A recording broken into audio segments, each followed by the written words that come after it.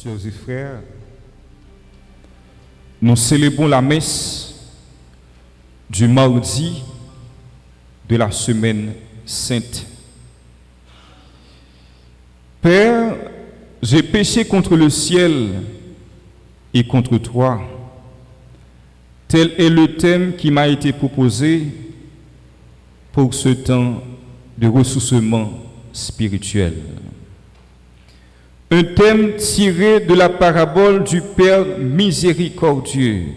Cette parabole est plus connue sous le titre traditionnel parabole de l'enfant prodigue. Hier, nous avons étudié ensemble l'attitude du fils cadet. Aujourd'hui, deuxième jour de la retraite, nous allons étudier ensemble l'attitude du fils aîné. Dans la parabole en question, Jésus nous dit que le fils aîné refuse d'accueillir son frère. Il était incapable de pardonner son frère. Le fils aîné se mit en colère et il refusait d'entrer. Sœurs et frères, et nous, sommes-nous colériques? Savons-nous maîtriser nos réactions primaires? Savons-nous pardonner? Aujourd'hui, nous avons comme sous-thème être capable de pardonner. Pardonner est un acte libérateur, très puissant, mais aussi très difficile à effectuer. Nous ne sommes pas toujours disposés à pardonner. John Green écrivait: le seul moyen de sortir du labyrinthe de la souffrance est de pardonner. Sans pardon, sœurs et frères, aucune vie en commun n'est possible. En célébrant cette Eucharistie, nous recevons tout le fruit de la passion du Christ, le fruit du pardon. Nous allons l'ouvrir que non, pour demander bon Dieu, pour mettre j'aime, semence, pardon dans la vie, nous, pour nous capables d'apprendre à pardonner une à l'autre.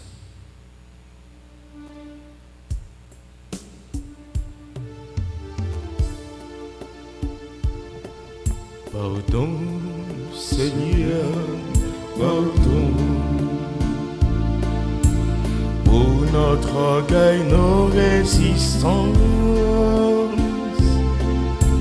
Viens enlever nos suffisances et chasser notre arrogance. Pardon, Seigneur, pardon pour toutes nos pensées impures.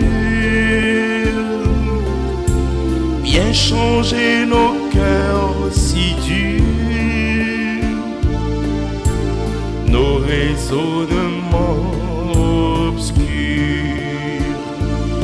Oh, élève-nous, nous sommes tombés si bas. Oh, élève-nous, par ta grâce et ton pardon, aie pitié de nous, nous nous humilions devant toi. Oh, élève-nous, nous sommes tombés si bas. Oh, élève-nous, par ta grâce et ton pardon, aie pitié de nous, nous nous humilions devant toi. Pardon, Seigneur, pardon, pour tant de paroles mauvaises. Viens adoucir nos mots, nos lèvres, et que nos querelles s'apaisent. Seigneur, pardon de toujours garder rancune. Viens changer notre amertume, transformer nos attitudes. Oh, relève-nous, nous sommes tombés si bas. Oh, relève-nous, par ta grâce et ton pardon, aie pitié de nous, nous nous humilions devant toi. Chers et frères, pour être capable de pardonner, on doit savoir avant tout ce que pardonner n'est pas. Parce qu'on a souvent de fausses idées du pardon. Souvent, nous pensons que pardonner l'autre implique de lui donner raison. Mais ce n'est pas du tout cela. Pardonner, ce n'est pas oublier. Il est quasiment impossible d'oublier un événement qui a provoqué en vous d'émotions, de la colère, de l'humiliation. Proverbe créole l'a dit, pardon, pas guéri malingue. Le pardon ne fait pas oublier le passé, mais élargit le futur. Pardonner, ce n'est pas nier la blessure ou l'attaque que nous avons subie. Parce que il n'y a pas de pardon possible sans justice. Pardonner ne signifie pas renoncer à ses droits. Chers et frères, voyons maintenant en quoi consiste le pardon. Pardon, on divise ce mot en deux. Pardon. Pardon, donc c'est le don par-dessus tout, le don au-delà de tout. Pardonner, c'est rendre hommage à la paix. Le pardon est un acte de bonté. Lurleen McDaniel écrivait: le pardon est un cadeau que tu donnes à quelqu'un, même s'il ne mérite pas. Cela ne coûte rien, mais tu te sens riche une fois que tu l'as donné. Chers et frères, il existe plusieurs raisons pour pardonner. La plus importante étant de ne pas vous faire de mal à vous-même en nourrissant des sentiments de haine, de rancune et de vengeance. Pardonnez les autres, non pas parce qu'ils méritent votre pardon, mais parce que vous méritez la paix. Rappelons-nous ce qui est écrit dans le psaume 103, verset 10. Le Seigneur n'agit pas envers nous selon nos fautes. Je cite Oscar Wilde qui écrivait: pardonner, c'est délivrer un prisonnier et découvrir que le prisonnier, c'était vous. Quand tu choisis de pardonner à ceux qui te font du mal, tu supprimes le pouvoir qu'ils ont sur toi. Le pardon n'est pas un signe de faiblesse. Il représente plutôt un signe de sagesse, de force et de caractère. Voyons maintenant comment pardonner.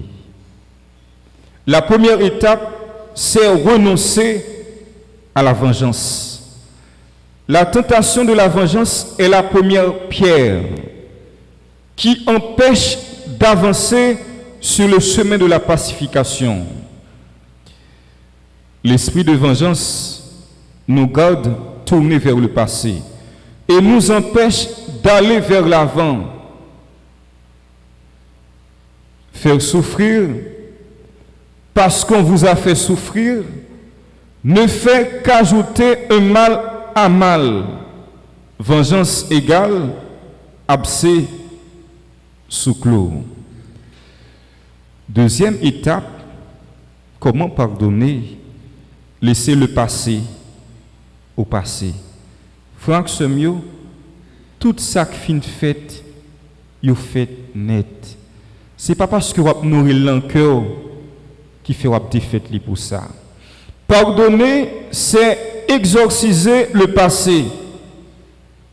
Chaque situation qui se produit dans notre vie est une occasion d'apprentissage.